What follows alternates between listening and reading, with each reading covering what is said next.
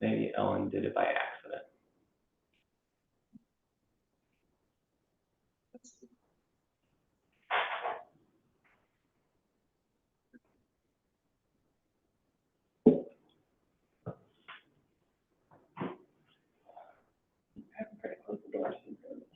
Yeah, I think it will. 4:05, want to get started? Yeah. All right. Well, good afternoon, parents. Thank you all for joining us. My name is George Geltner. I'm the president and CEO for TechPoint Foundation for Youth, and this is? Hi, I'm Jamie Inskeep. I'm the director of programs. We are wanting to host this meeting. Maybe you joined last year, maybe this is your first time, to just hit 4 main topics. We want to go over very briefly who TechPoint Foundation for Youth is, and then we want to move into the real important stuff, robotics, why robotics matters for your students. Hopefully, you will go to a practice, you'll hear about robotics from your son or daughter, you'll go to a competition, and we want you to have a little bit of an understanding of what the game is and how a competition works. So if you're new to it, you'll feel more comfortable and maybe even be able to speak the robot lingo with your student.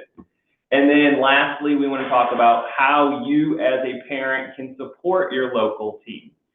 So those are the 4 main objectives today, and then we hope to keep at least 10 to 15 minutes at the end for any questions you might have. But if any questions pop up during the meeting, throw them in the chat, and Jamie and I will either respond through the chat and or address them if they're relevant at the time, or eventually get to that question you might have. So feel free to throw them in the chat. Just let's not unmute. We're expecting 45 people tonight.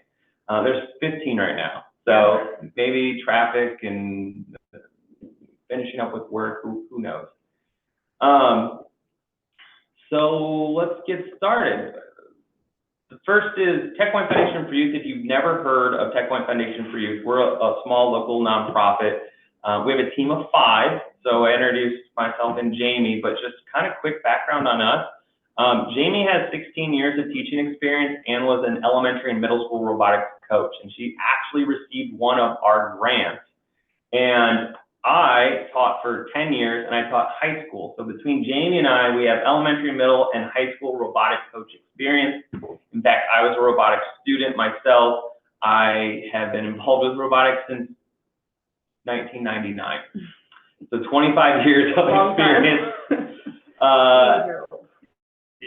Thank you. Yeah, and it also gives away my age and everything, and Jamie likes to remind me of that. But I have just seen the benefits from students as a mentor and as a coach, and we just want to make sure that you understand and realize that this is not just a casual club for your kid to spend time after school playing games.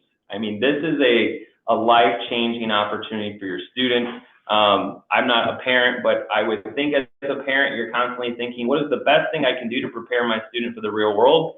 And you're doing it right now, robotics. We really believe that. So anyway, TechPoint Foundation for Youth, our team is to support schools and teachers and robotics teams, and we just want to make sure that you guys kind of join our team with us in helping support.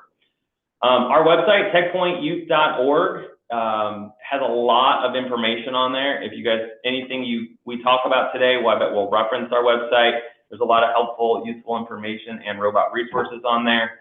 And then the next slide, I believe, is our social media. If you're on Facebook or Instagram, we're not trying to be social media friends with you. It's just we post a lot of grant opportunities. This sounds wild, but sometimes we have money with a deadline on when we need to spend it, and we'll post on Facebook to say, hey, we have 20 laptops, who needs them? Jamie just gave away 50 iPad cases. I mean, sometimes we come across things or grant opportunities. We just announced a really large grant for teams, and we needed to get that out to teachers ASAP, so we did it on social media. So feel free to follow us on social media. We don't post a lot, once or twice a week, so anyway, take advantage of social media. Our mission, who we are. A lot of people know of us as robotics. They think of us as the group that hosts the state championship at Lucas Oil Stadium. If you had the opportunity to attend in March, we will be the group that hosts that. But we have a mission behind the work that we do, and our mission is to ensure that underrepresented populations of students have equal access to STEM education. What we're trying to do is get young girls, students of color, low-income students, or schools that do not have equal STEM education opportunities to make sure that we help reduce those barriers, whether it's cost, whether it's training, whether it's awareness. We try to make sure that schools have equal opportunities, whether it's rural, urban, or suburban throughout the entire state. And robotics, as you'll hear shortly, is easily one of our largest programs, but we have a mission that drives the work we do. We just like to share this because everything we do is in the name of students. It is our core value in our office, the 5 employees on our team, is everything that we do is student-centric, student-focused. We make sure that all the work that we do is helping benefit your students. Secondary, teachers. We need those teachers to be supported so that they can help, but you can see the rest that we do as well in our core values. This is something I like to share. This is in our strategic plan, and again, I'm not going to spend too much time on TechPoint Foundation reviews. Most of this is going to be robot focused, so I'm going to go quickly. But I think this is something that, you know, I think we have a lot of elementary and middle school parents, and in fact, just to see you're all awake, in the chat, what grades are your students in robotics? We're just kind of curious. I think most of you are elementary, middle, and we have a few high school, but just kind of interested in who is on the call. 5th, great. And 5th, okay, that's the winner right now. All right, 5th, yep, sounds like lots of 5th grade parents. 3rd, okay, that's early, that's great. And so I know that you guys are thinking long term of where, you know, what we want to do to prepare our students for the future. A lot of parents think college. That's great, and hopefully your student has the opportunity and means to go to college. Some might go directly into the workforce. Regardless, what we want to do as a foundation is make sure that we help support your students, your teachers, your schools, every step along the way. So we call the 7 Success Pathway is making sure students become interested, inspired by STEM, gain knowledge and skills that they can apply to a job. And then 3rd, that we're connecting them to careers. And Jamie's going to touch on that here shortly on ways we help connect to STEM careers. All right. I already mentioned this, our priority populations, but these aren't the only populations that we focus on, but there is if you're not aware, in STEM careers and in the workforce, there is a undisparaging kind of proportion of, there's not a lot of girls in STEM. It's not a secret. It's something that we work on and work towards. I was a graduate of Purdue University. It's gotten better, but not great. And when you measure that to non-white students that have access to going to Purdue for engineering or computer science or even in careers, it gets even worse. So we make sure that we're we're removing barriers so that these kind of underrepresented populations can thrive in STEM education and hopefully in a STEM career. And that is all TechPoint Foundation for you. Now we're going to start talking robots, which you guys are all here to hear about. Yeah, and right before we get into robots, we wanted to share that we have a couple other programs. We're more known for the State Robotics Initiative, but we also have a STEM, we've more recently updated to STEM mentors. We used to call it STEM partners, but it's basically taking STEM professionals and pairing them with a classroom or a robotics team so the students can see professionals that are in the field and can share their personal experiences and mentor them. If any of you are STEM professionals and you're interested in participating in that program, we would love to hear from you.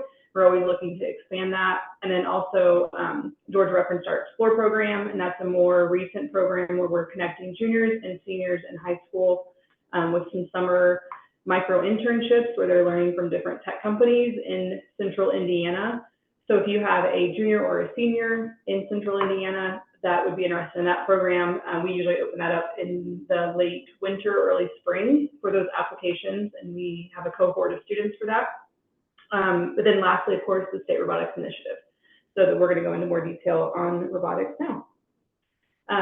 Our initiative started in 2016. That was actually the year that I received my grant to start a robotics team.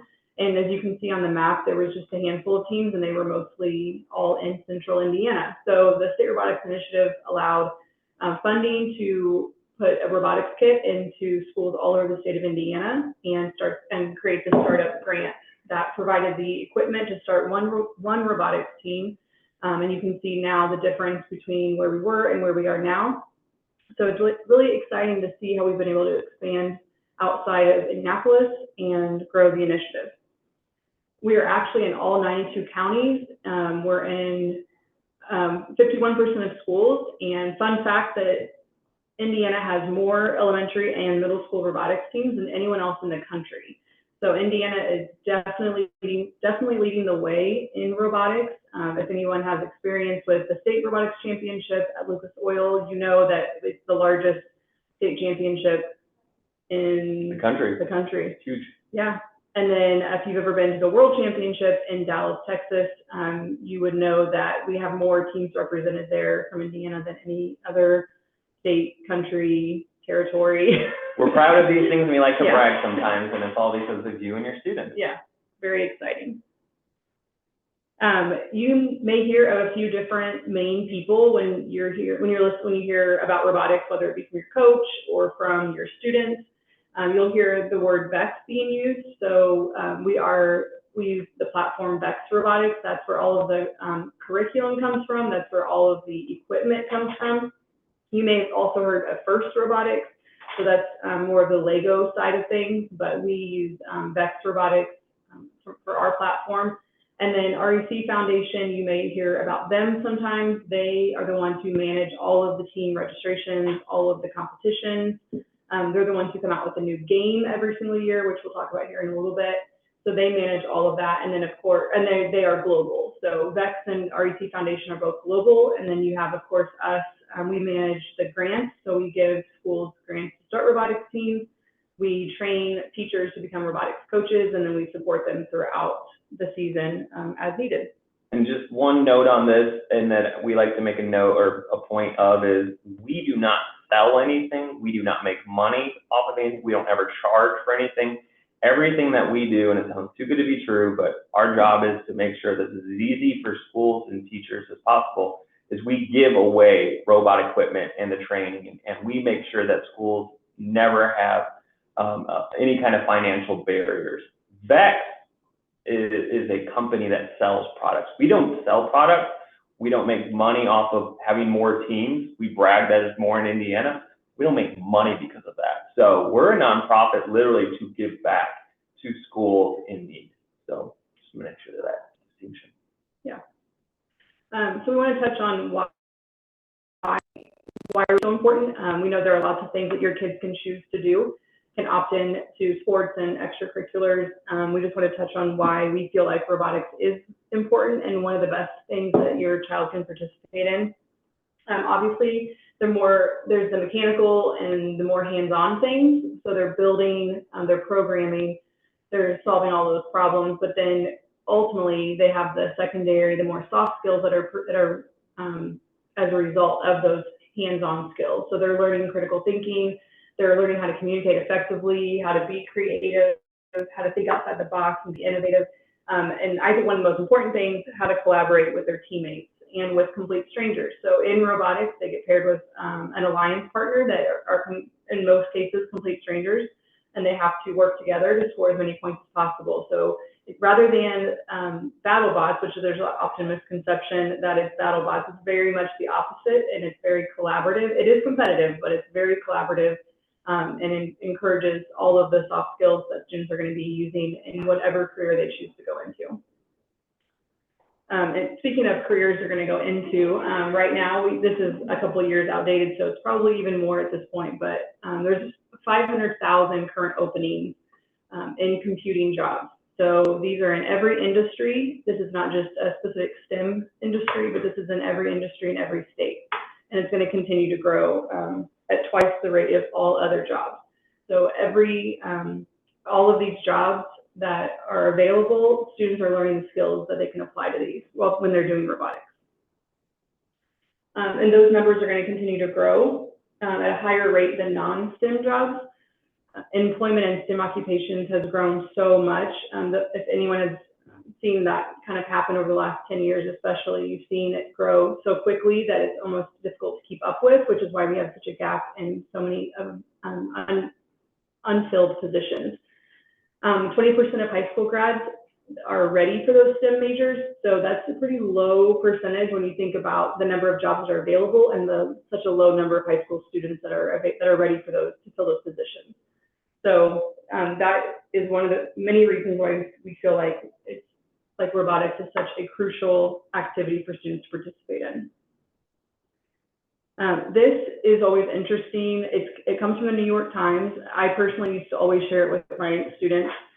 We always share it with our coaches in our robotics training.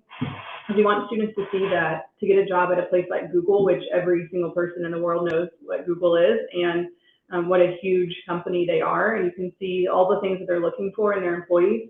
You'll see that expertise is the lowest on the list. They focus so much more on all of the soft skills. So being such a large company, they can afford to look past SAT scores and GPAs, what college you attended.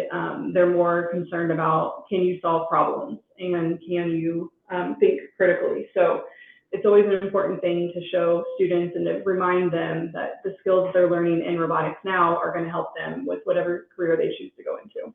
And just hitting back on that really quick, I think that if we were to ask any parent that has had a student in a robotics program for a year or longer, a majority of them would give us, if we said, what's the top 5 things that they've gotten out of this program, I bet they would check each of those boxes. This Absolutely. Is what we have heard when we get surveys, feedback from teachers, from principals and parents.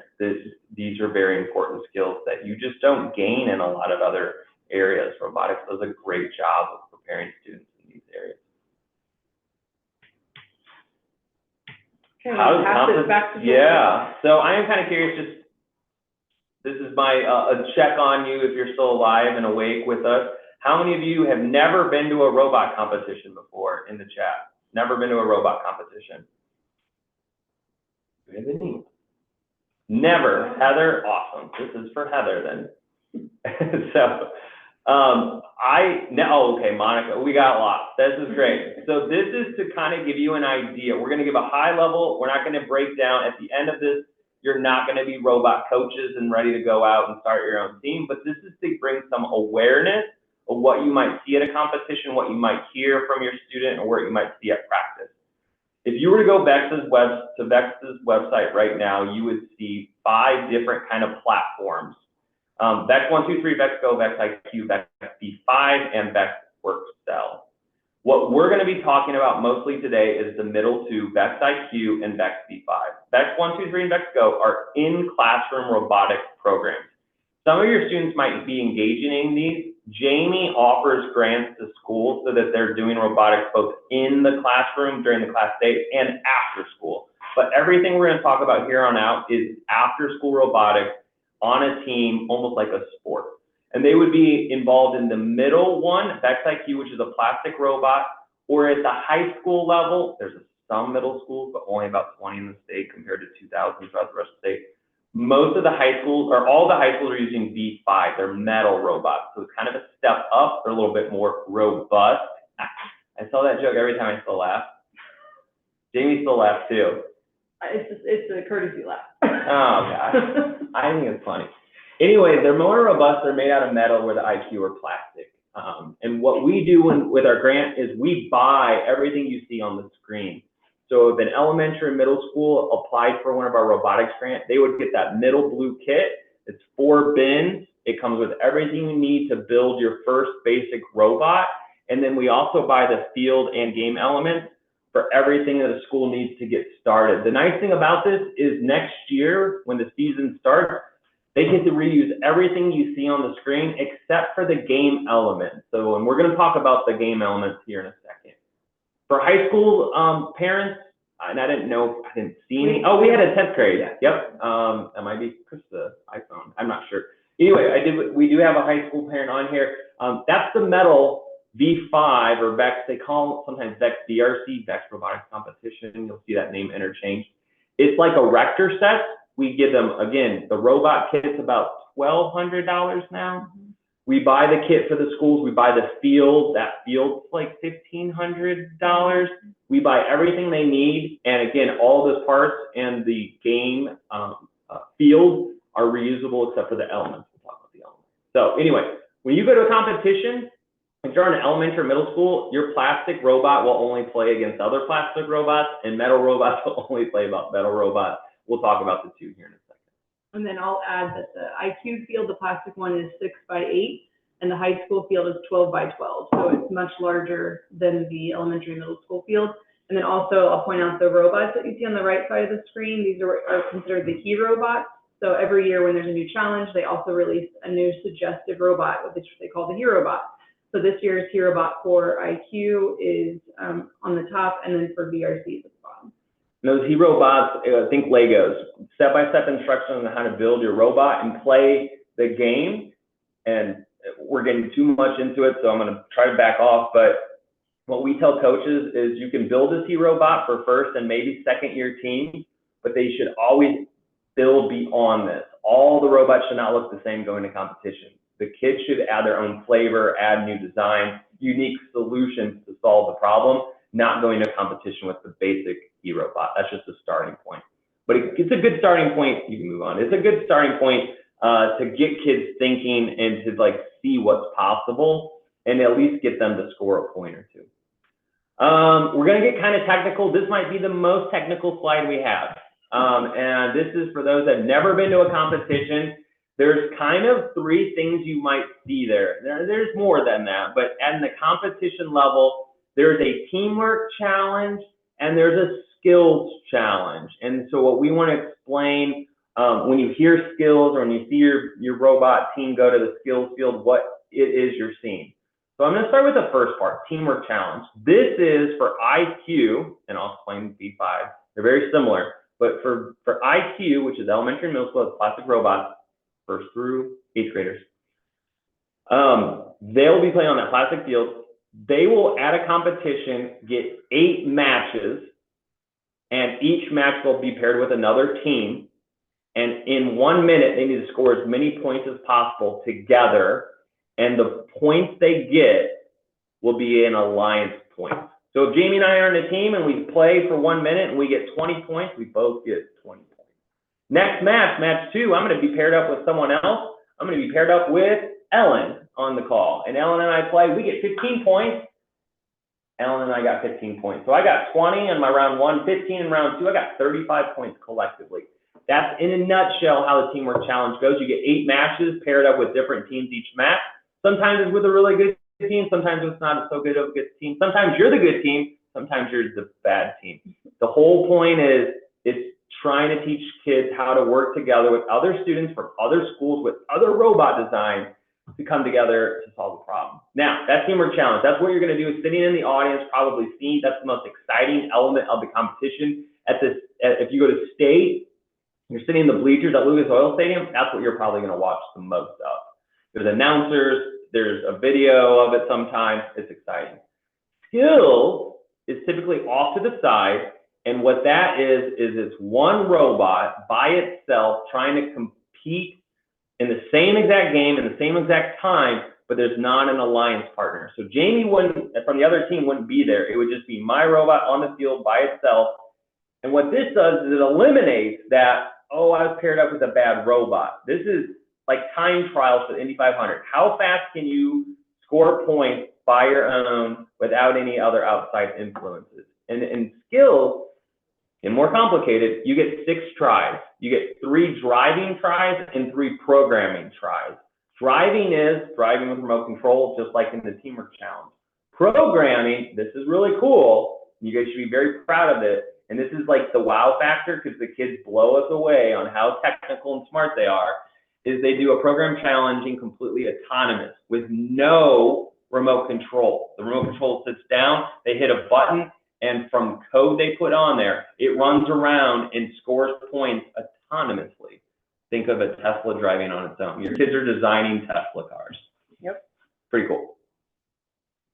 This is just a picture showing on the left side, you see 2 robots, you see 2 teams. There's a girl team on the black shirts, there's a boy team with the gray shirts, and they have 2 robots competing on a field that's teamwork challenge. On the right, there's 2 boys, red shirt and the blue shirt over there, and there's just 1 robot. That's a skills challenge. And no remote.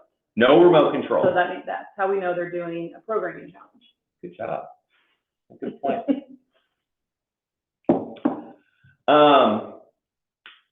So this gets challenging because every team is designed a little bit differently. Jamie, how many students were typically on your robotics team? 4. 4 kids on a team. And what would be a big team that we have in Indiana? Like number, you mean? Yeah, how many kids? 8. 8 kids? Yeah. So depending on how many students are on your team, what coaches try to do, and we really try to explain, that we need to find ways to engage all the students on a team. Not, if you have 8 kids, a big team, you have 8 kids, not all 8 kids are going to be able to build, design, drive the robot, okay? So what we like to do, or what we propose or suggest, is that you kind of come up with roles, just like in a business or a job. If this is an engineering firm, and your engineering firm builds robots to play a robot game on Saturdays, just like this, you're going to need probably a lead designer, you're going to need a lead builder, a lead programmer, maybe you'll need the main drivers. And that right there is your main 4 people. As Jamie just said, her team size was 4. But let's say you had 5 or 6. You might need someone to do an engineering notebook, which we may talk a little bit about today. I don't know if we'll get into it too much, but it's a component, it's an element. We can answer questions if anyone has questions on it, but that's getting a little too much in the weeds. And then marketing. Marketing would be like t-shirts or logos, design, social media, presentations to sell to your school board, things like that. We encourage students to do their part. Not every teacher is going to be able every single day to say, all right, Sally, you do this, Johnny, you do this, Timmy, you do this, Susan, you do this. It is, we have to build a robot. We have a competition coming up in a month. How are we going to do it? And like, I know it's a lot of pressure for some of these young second, third grade students, but it teaches project management. It teaches kids how to collaborate and work together. Some students may emerge as a leader, or maybe your coach will actually elect a leader to kind of say, today we need to do a prototype of the drive base. Programmers, we need to do our first line of code. We're gonna need someone to build the field. And so the students might even collaborate and delegate some responsibility and role. Anything else on there you wanted to say? I think just as parents, we would encourage you to encourage your child to ask them what their role is on their team. Ask them what is it that you do in practice? How do you contribute to your team? And then always encouraging them to do their part and encouraging them to work together. I'll say on that point, I think sometimes if we ever have a student that's maybe struggling in robotics, is they don't get to do what they wanted to do. Yeah. And I'll use the analogy of like football. A football player, the quarterback, the running back, the wide receiver, those are the fun, exciting positions, but sometimes someone needs to be a lineman and sit there and block. And if you don't have that person, that quarterback's not going to do anything. And so sometimes you need linemen to help support the quarterback to score points. So sometimes you need someone to design and look on YouTube and inspiration and to document that in the notebook so that the builder can build it and the driver can drive it. I mean, it really is a business engineering firm kind of team mentality. Yeah. So definitely. Okay. This is all Jamie. So this is one of my most exciting things. Every year they release the new game, and it's just the momentum and the anticipation of finding out what that new challenge is going to be. They always do it at the World Championship in Dallas. So at the very end, after they've crowned the world champion, they always reveal the new game. And so we want to show you both the IQ and the VRC game. We're going to start with IQ, and we're going to go into more detail with IQ as far as scoring. I know for me, I started as a robot parent before I became a robotics coach. And the very first competition I went to, I was absolutely clueless. And it wasn't until I learned the game that I really enjoyed it. The first one I went to, I honestly zoned out because I was so overwhelmed. I didn't know what was happening. Once I took the time to learn it and understand what was happening, I looked forward to it, and I couldn't wait. And I started asking my son so many questions because it was much more engaging. Oh my gosh, is that why we have a parent Q&A session? Yeah, that's wow, why. Smart. All right, let's watch. This is just a few minutes long, but it's the easiest way for you to get an idea of what the challenge is. This year's challenge is called Full Volume. And put in the chat if you guys can hear the audio. I think it should be fine because we're doing audio on yours to hear.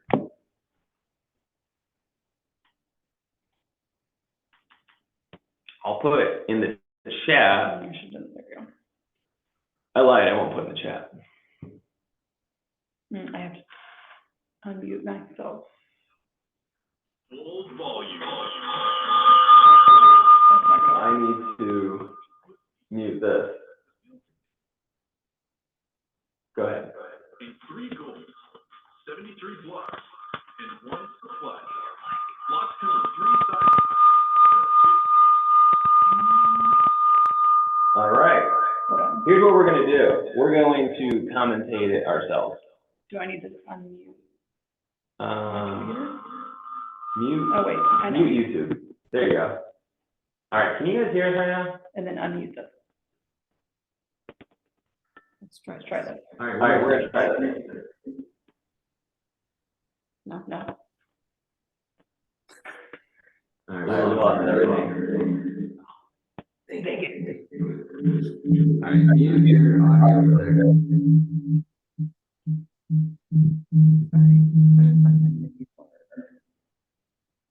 Second. All right. Let's see if you guys can hear us now. Can someone tell me they can hear us?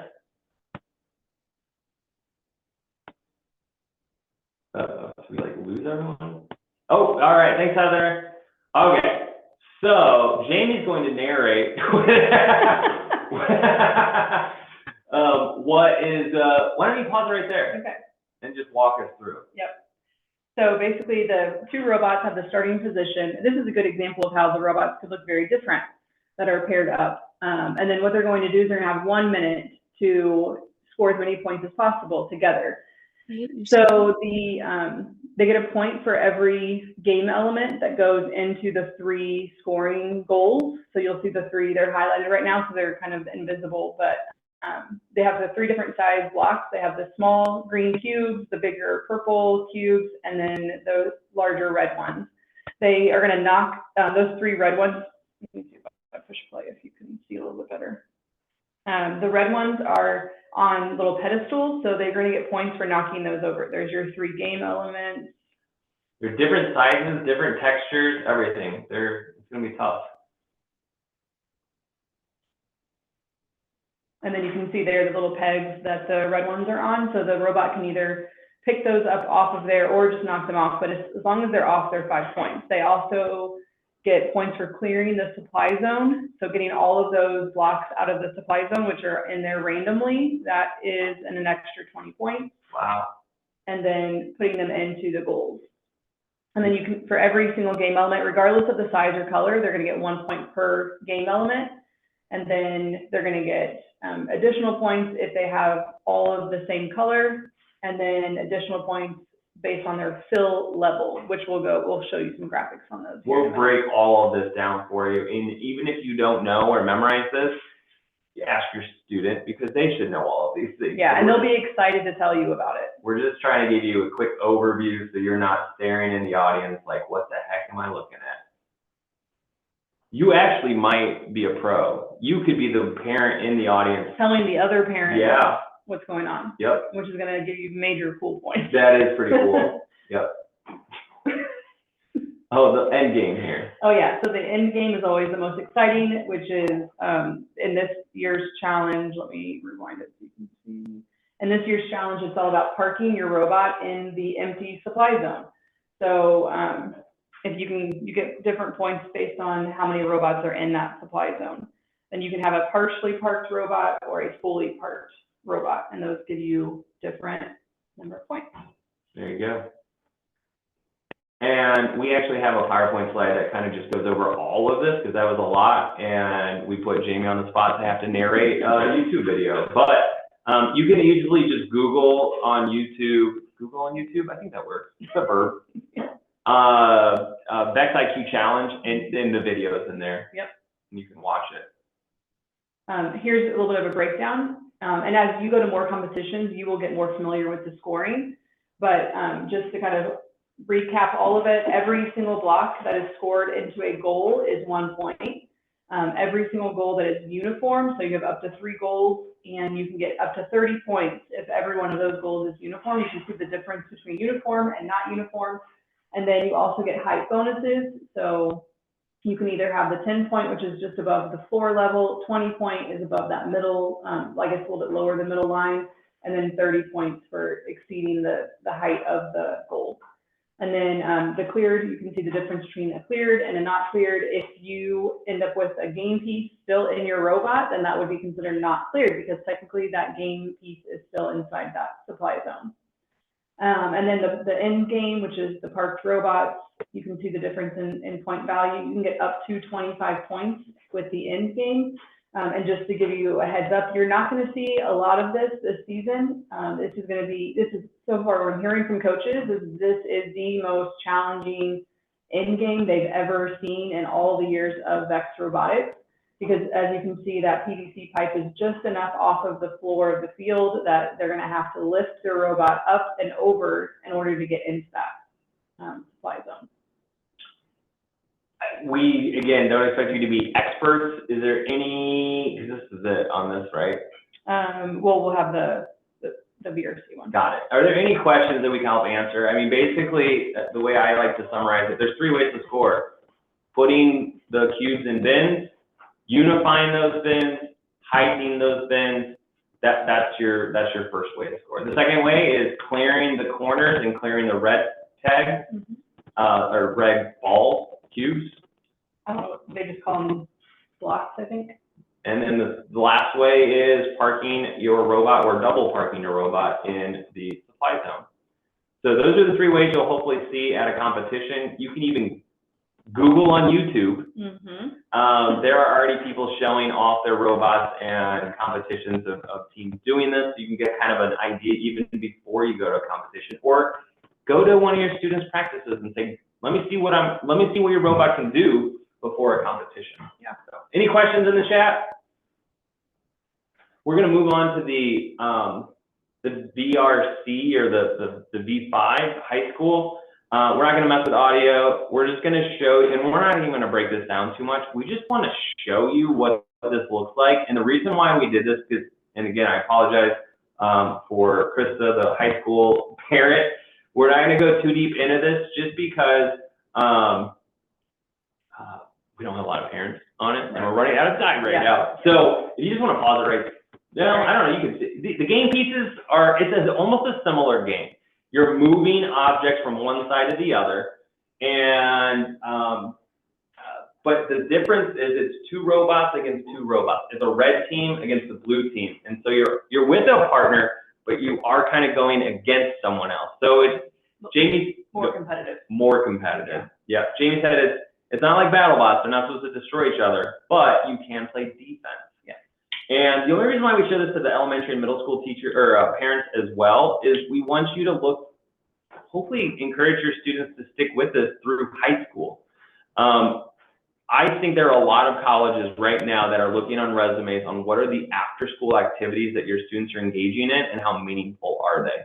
Are they in the Guitar Hero Club, or are they on the robotics team? I don't know if Guitar Hero is even relevant anymore, but I remember it was when I was a teacher. So we had a Guitar Hero Club at my school. We're the only school that has. And I would laugh when they have announcements about Guitar Heroes Club. But anyway, it's a great thing to look forward to. And it's neat having 4 robots on there on a field. So if you ever get a chance to see the high school, check it out. All right. Yep. We're going to go quick here. So we only have about 15 minutes left. I'll go super fast. You chime in if I forget something, but this just gives you kind of a visual so you get an idea of what a competition looks like. I like to say it's like controlled chaos. Everyone is a little bit different because everyone is hosted by a different school usually. So we call those event partners, or the ones hosting the event. They all host it a little bit differently, so you can't expect it to all be uniform. But for the most part, you should have all the same elements at every single competition. So when your students arrive, they will check in so that they know that all the teams have gotten there. They will get their robot inspected. There are parameters, constraints to their robot, so they have to get it inspected. They have to pass inspection in order to qualify to compete that day. and then they'll be assigned to a pit area. So the pit area is usually a table with some chairs, and every team has their own kind of landing site, like their own home base, where they can go in between matches to make any kind of adjustments or fix things. There's usually a practice field in the vicinity of the pit area where teams can go and practice. The main tournament fields there's usually at least 2 of them, sometimes up to 6. You can see like where the bleachers are. That's where all the spectators sit, all the parents and family members. And then you've got your skills area, like George referenced earlier, and then there's usually a judging area. Anymore, most of the time judges are mobile, so the judge is coming through to ask your student questions about their robot, about their design process, their strategy, all of those things, because there are different awards available based on judging. Here's a little secret. When you ask your student, how was robotics practice, and they say it was fine, you could say, well, you need to be able to accurately express what your robot does to a judge in order to get awards. So you could say, I'm a practice judge, let's do a mock interview. When you ask, how was robotics practice today? It was fine. Well, fine's not gonna win you an award. So, but it's not all about awards either. It's not all about awards. It's about developing life skills, and talking to an adult is a life skill. Yep, there you go. Yeah. Okay, so that was really fast, but we're running out of time. So you can expect a competition to last almost the entire day, as far as usually on Saturdays, usually 8 to 9 a.m. until 3 to 4 p.m. Yep. And they'll usually have concession stands available, and you want to support those event partners because they're making a lot of money for their program by offering those concessions. And there are also leagues at times, which are after school. So you might have a student participating in a league, which would just means they're competing after school in the evenings over a series of evenings instead of one full Saturday. Okay, a few things, some do's and don'ts as a parent. So as a parent, do ask the coach of your child how you can be helpful. So they are giving up their time after school. They are already stretched very thin. So one way that you can be supportive is by asking your child's coach how you can help them, how you can make things a little bit easier for them. You can definitely cheer on your students from the stand. So you can shout encouraging things. You can cheer them on in between their matches. Anything to encourage them, to keep them excited about what they're doing. You can help your student reflect after a match. So when the match is over, you can ask them what went well, what did not go well, what could you improve for next time, what could you have done better. You can absolutely bring snacks. There's tons of food at competitions. It's not that long, but they seem to be extra hungry. Students are always extra hungry at competitions. So you can definitely bring snacks to those, and then follow the scores on the VexVia app. I highly recommend downloading the VexVia app before your first competition. It's really easy to navigate, to find your event, and then monitor the scores. It makes it really fun too, because you get to kind of keep an eye on the scores. You don't have to constantly ask what the scores are or look for them on the monitors. You have it right there on your phone, which is really fun. And of course, stay positive. So sometimes kids can drop their robots, and sometimes they can have an altercation with another student because they're under a lot of pressure and under a lot of stress. The more you can stay positive and encouraging, the better off it's going to be for everybody. Some things to not do. Under no circumstance should you ever be touching the robot. So REC Foundation is really big on the student-centered policy and how important it is that the robotics program is all about the students and their development. And so when parents get involved and when adults get involved, then it interferes with their development with their own skills. So whatever you do, do not touch the robot. It could also disqualify your child's team from certain awards. So please make sure that you keep that in mind. You can go into the team pit area, but just try not to be in that area if they're being judged. If there is a judge walking by and they're interviewing them, then you'll want to make sure you stay away during that time so that there's no interference as they're having that interview taking place. And do not shout directions to the students while they're competing. So when they're competing, you can cheer them on, but you should not be shouting out directions as far as go park or get that purple cube, things like that, because we want them to focus on what they're doing, and it's based on the student-centered policy, it's considered illegal. So you would probably have an event partner coming to you and telling you to stop. Yeah, that's not a suggestion. That is literally in the rules that you are not allowed to shout commands. It happens. And in vet partners, it's hard for vet partners to engage every single parent that shouts, because when you're playing basketball or you're watching a basketball game, you're like, shoot it. You just get energetic. But it is against policy and the rules to shout commands from the stand. Yep, and lastly, do not, under any circumstances, challenge the score. The students are taught that they have to be advocates for themselves, and they know that if they don't agree with, at the very end of their match, the referee will show them their score, and both teams have to agree on that score. So their coaches are telling them, if you don't agree with the score, then you stand there and you advocate and you explain why you don't agree with the score. So we don't want adults to interfere with that process. We want them to learn how to advocate for themselves and challenge the score if they don't agree with it. And then once they walk away from that, once it's secured and that score has been inputted, there is no going back. So please do not go to an adult and question or challenge the score. That is 100% up to the students to do that. You could have your students go and ask about a score, but they really have to do it right after their match. They can't do it 20 minutes later. Right. I don't think we need to go over this. Yeah, I think we're good. And I think we can skip the next one. Okay.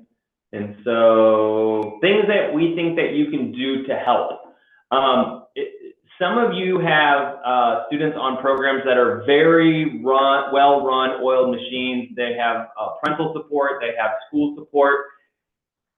I think that's awesome, and that's what we hope all programs are like. Some schools, it's one coach, and they have 2, 3, 4, 5 teams of 4 to 8 kids per team, and they work all day, and then they go right into robot practices, and they're all by themselves. So there's a big bag. What we would like and suggest that you do is ask your coach if there's anything that they need help with. Most of these coaches are not getting paid. Most of these if they are getting paid, are not getting paid like any athletic coach, and they give probably more time than athletic coaches. So please ask your coach, is there anything I can do to help? Whether that's preparing snacks, whether that's just being a second set of hands, whether it's helping pick up and clean up things, if it's help organizing travel arrangements and permission slips for an event, whatever it might be, whatever your skill set is. If you have building skills, problem solving skills, project management skills, computer science skills, or you're just techie, ask if that's something that you can help with. However, going back to the don'ts, you cannot be building these robots. You're going to go to competitions and see these amazing robots that are built, and you're like, how in the world did a kid build this? And you know what? I'm going to say 95% of the robots are built by students. But there is a bad number, I don't know if it's 5%, but there are some where you're like, this looks a little sketchy. A parent may have had their hands on this. And we don't want to see that, and we hope that that doesn't happen. But it does. It's like science fair projects when you see the little volcano and then you see someone programmed a Tesla, operate autonomously. Volunteer at the practices and at competitions. We see at competitions, coaches go by themselves with an entire team, and it's hectic and, as Jamie said, organized chaos. So any parent that can help at a competition would be great. Encourage your students to have what we call gracious professionalism. This is not a sport where you're going up against your opponent and hoping that they do bad. You're not going there to wish bad luck against the other team, because you want the other team to succeed. And that other team goes to another school. And maybe as a rival school in football or basketball, but in robotics, we're all kind of alliance partners. So think about that. And help fundraise. Maybe you can help put on a cookie drive. Maybe you can help with the concession stand at your competition. Maybe you can help with any kind of fundraising, writing letters to local businesses to help give back. So find out ways that you can help. Just because you're not a robotics enthusiast or have experience, there are ways you can help support. Last PowerPoint slide, then we'll open up for questions for the last 4 or 5 minutes. We have a lot of resources we let coaches know about, but just so that you're also double aware of this and you can help remind, We have a coding help hotline. If students are coding and get tripped up on questions or problems, they can go here and they can actually schedule time to talk with a Purdue computer science robotics student. And so it's a Purdue SIGBOT. They have 120 kids on their team, and we just had one last night, I think. Team connected with the Purdue SIGBOT. So we encourage every team to code. It's sometimes the last thing they think about because it's kind of intimidating. A lot of parents and students or coaches don't know how to program. Take advantage of our program help hotline. It's like a homework help hotline, but it's for programming and it's free. Next thing we have is a interview helpline. Ball State University has a speech and debate class where we're going to pair up college students with the robotics students to help answer any questions they might have and do mock interviews to prepare them for the judge interviews at competition. And we're also going to have a building help hotline. So going back to these last three are to come. That's why they say coming soon. So we'll be blasting emails out to the coaches. But building help hotline, this is designed for the students that want to build something, they don't know how. And maybe build the hero bot we talked about, but they don't know how to build beyond that. So this is for building help. And then last one, this is all parents should be excited about. We just formed a new partnership with Sallie Mae, where you may know as Student Loans. They are looking for ways to engage with parents to help them with financial support, financial planning, scholarship opportunities, how to take advantage of money on the table for your kids as they prepare for college. So we're going to hopefully host some Sallie Mae driven parent, and this could be as early as first grade to high school, because as you know or do not know, and you should be aware that you should be thinking about financial planning for your students as early as they're born. So I don't know if that's a little bit of a stretch. No, I don't think so. Okay, cool. So more to come on that. Questions? We have 4 minutes. 4 minutes. Lots of talking. Not a lot of questions came up in the chat while we were talking. I hope you're still there. We don't see any faces, but any questions? Anyone can mute themselves. It's a small group now. Anyone in the chat have a question that we can help answer?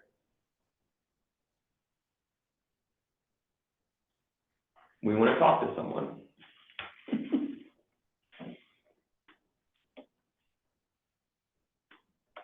Was this helpful for anybody? There you go. Yep. Awesome. Well, that was at 4. Oh. Heather said yep so she could hear us. Yeah. Thanks for this great. Oh, okay. You're good. You're welcome. Thanks for hosting. I'll be sharing with others. Great. We're fishing for compliments right We now. are? Yeah, that's what we're doing. We did record it, so you can share it with all of your friends. The only thing I guess we never mentioned is if any of your schools in your community do not have robotics programs, Jamie has a grant. We have a grant available to give out. Right now it's a little late in the season to be doing it, but it's something to think about for next year. Yeah. I just saw your sticker on your laptop. Pretty cool. Thanks. All right, well, we're going to wrap up. Jamie did record this, so any of you who are on the road or traveling or kind of cut out or anything like that, Jamie will send out a recording to everyone that registered. And hope to see you at a competition. Hope to see you maybe at the state championship. We really appreciate you getting your students involved in robotics. As we said, we think it's a wonderful program for your students, and this will definitely make them better versions of themselves. All right, take care, everyone. Have a good evening. Take care.